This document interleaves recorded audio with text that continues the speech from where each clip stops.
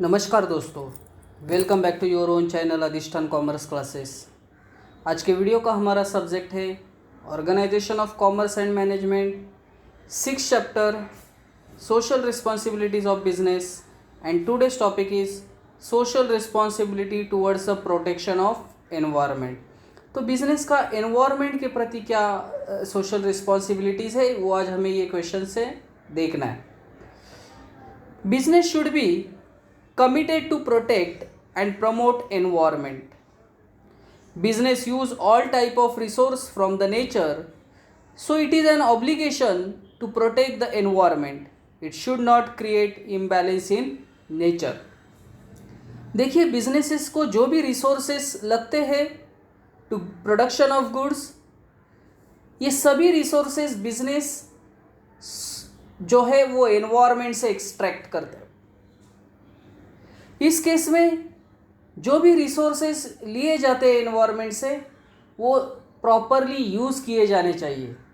Environment का protection होना चाहिए, रिसोर्सेस प्रॉपरली यूज़ किए जाने चाहिए, एनवायरनमेंट का नुकसान बिजनेस ने नहीं होने देना चाहिए।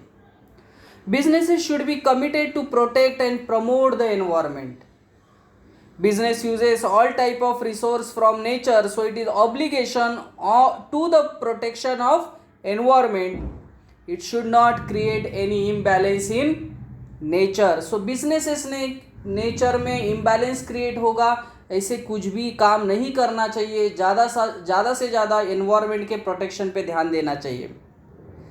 चार्ट से उन्होंने हमें बोला, देखिए बिजनेस है extraction of raw material, improper management of resources and generation of waste and by products. देखिए बिजनेस एनवायरनमेंट से रॉ मटेरियल लेता है, उसको प्रॉपरली मैनेज नहीं करता रिसोर्सेस को, सो इससे वेस्टेज या बाय प्रोडक्ट्स क्रिएट होते हैं और इसका परिणाम इन्फ्लुएंस ऑन एनवायरनमेंट, इसका परिणाम हमारे एनवायरनमेंट पे होता है। Industrialisation results in environmental pollution by generating hazardous waste and has increased the risk of environment. देखिए जो इंडस्ट्रीज है ये पोल्यूशन क्रिएट करते हैं, हजार्डस वेस्ट क्रिएट करते हैं, जिससे हमारे एनवायरनमेंट को नुकसान होता है। Environmental issues like loss of biodiversity, release the genetically modified organisms are the main issues. देखिए यहाँ जो वर्ड है लॉस ऑफ बायोडाइवर्सिटी, ऐसे कुछ प्राणी, ऐसे कुछ वनस्पति है जो हमारे ह्यूमंस के लिए अच्छे साबित हुए, बट एनवायरमेंटल लॉस के वजह से ये जो सभी प्राणी या वनस्पति है ये भी अभी क्या हो रहे हैं, इनका भी नुकसान हो रहा है। So biodiversity releases of genetically modified organisms are the main issues. Effects of business environment. देखिए क्या क्या होता है, एयर पोल्यूशन क्रिएट हो रहा है, water pollution, sound pollution and electronics garbages.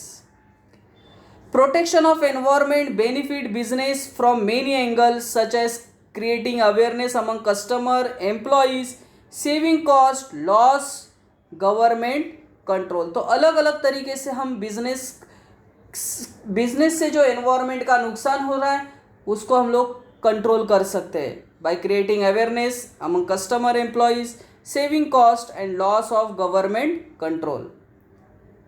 The number of waste prevention techniques are available and they are commonly summarised as the so called 4 Rs, that is reduction, reuse, recycling and recovery. Means अगर environment का protection करना है तो ये 4 Rs को follow करना चाहिए।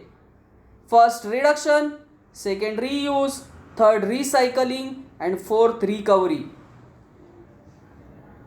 First point, wherever possible waste reduction is the preferable option.